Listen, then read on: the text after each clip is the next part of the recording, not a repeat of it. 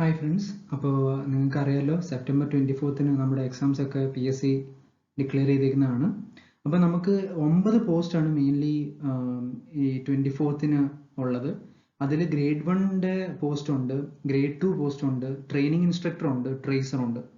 അപ്പം ഇതിൽ മെയിൻലി നമ്മൾ ഫോക്കസ് ചെയ്യേണ്ടത് ഗ്രേഡ് 1 ട്രെയിനിങ് ഇൻസ്ട്രക്ടർ പോസ്റ്റുകൾ ഉണ്ടായതുകൊണ്ട് തന്നെ എക്സാംസിൻ്റെ ലെവല് ഹൈ ആയിരിക്കും എന്നുള്ളതാണ് നമ്മൾ നോട്ട് ചെയ്യേണ്ടത്. അതുകൊണ്ട് തന്നെ ആയിരിക്കും ചിലപ്പം PSC ഒരു സ്പെസിഫിക് സിലബസ് അപ്ലോഡ് ചെയ്യാത്തത്. നമ്മുടെ ഇങ്ങനെ ഒരു കമ്പൈൻഡ് എക്സാം ആയതുകൊണ്ടായിരിക്കും. അതുകൊണ്ട് തന്നെ ഗ്രേഡ് 1-ഉം ട്രെയിനിങ് ഇൻസ്ട്രക്ടറും ഉണ്ടായതുകൊണ്ട് നല്ല ലെവൽ ഓഫ് ക്വസ്റ്റ്യൻസ് വേണം നമ്മൾ എക്സ്പെക്ട് ചെയ്യാൻ. ഞാൻ പല പോസ്റ്റുകളുടെയും അടുത്ത് നമ്പറുകൾ എഴുതിയിട്ടുണ്ട്. അതിനകത്ത് നമ്പേഴ്സ് സിഗ്നിഫൈ ചെയ്യുന്നത് കഴിഞ്ഞ റാങ്ക് ലിസ്റ്റിൽ എത്ര പേരുണ്ടെന്നും ബ്രാക്കറ്റിനകത്ത് എത്ര നമ്പർ ഓഫ് അഡ്വൈസ് കൊടുത്തിട്ടുണ്ടെന്നാണ്. നമ്മുടെ ഒരു ഫ്രണ്ട് ഉനൈസ് എന്ന് പറഞ്ഞൊരു ഫ്രണ്ട് നമുക്ക് ഷെയർ ചെയ്ത ഡീറ്റെയിൽസ് ആണ്. നമുക്ക് നോക്കാം. അപ്പോൾ പല പല ഡിപ്പാർട്ട്മെന്റ്സ് ഉണ്ട്. അതിനകത്ത് ഇപ്പം ടൗൺ ആൻഡ് കൺട്രി പ്ലാനിങ് ഡിപ്പാർട്ട്മെന്റിൽ നിന്ന് ഗ്രേഡ് 2 പോസ്റ്റിന്റെ ഏകദേശം 143 പേര് മെയിൻ ലിസ്റ്റിൽ ഉണ്ടായിരുന്നു. 148 അഡ്വൈസ് പോയിട്ടുണ്ട്.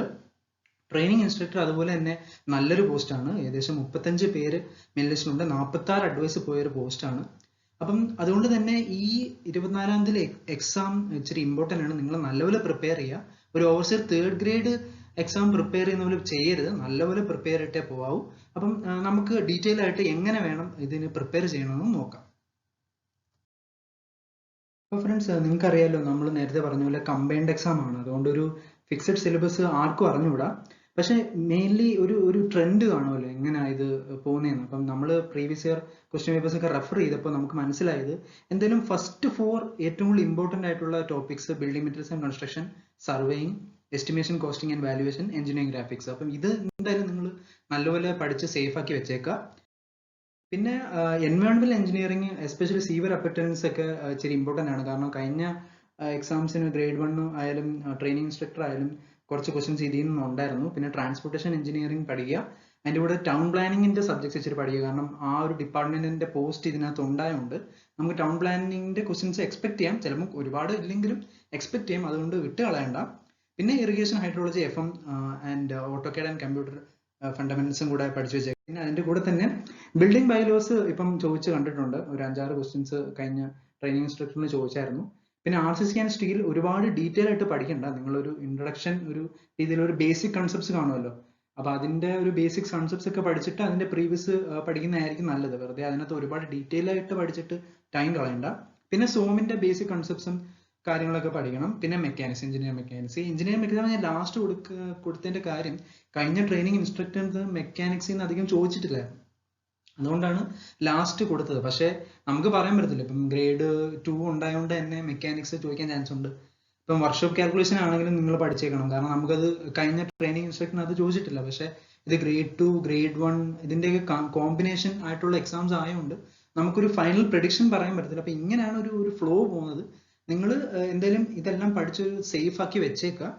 നമ്മൾ നമ്മുടെ ചാനലിൽ എങ്ങനെയാണ് ഇതിന്റെ പ്രിപ്പറേഷൻ സ്ട്രാറ്റജി പ്ലാൻ ചെയ്തേക്കുന്നതെന്ന് വെച്ചാൽ നമുക്കിപ്പം എന്തായാലും ഒരു 30 to 40 ഡേയ്സ് ഉണ്ടല്ലോ. അപ്പം നമുക്ക് ഒരു 30 ഡേയ്സ് കൊണ്ട് ഈ പറഞ്ഞ ടോപ്പിക്സിൽ ഏറ്റവും ഇമ്പോർട്ടൻ്റ് ആയിട്ടുള്ള എപ്പോഴും ചോദിച്ചിട്ടുള്ള പ്രീവിയസ് ഇയർ ക്വസ്റ്റ്യൻസ് നമ്മൾ ഡിസ്കസ് ചെയ്യുന്നതായിരിക്കും. അതിനായിട്ട് നമ്മൾ വീഡിയോസ് നമ്മൾ അപ്ലോഡ് ചെയ്യും.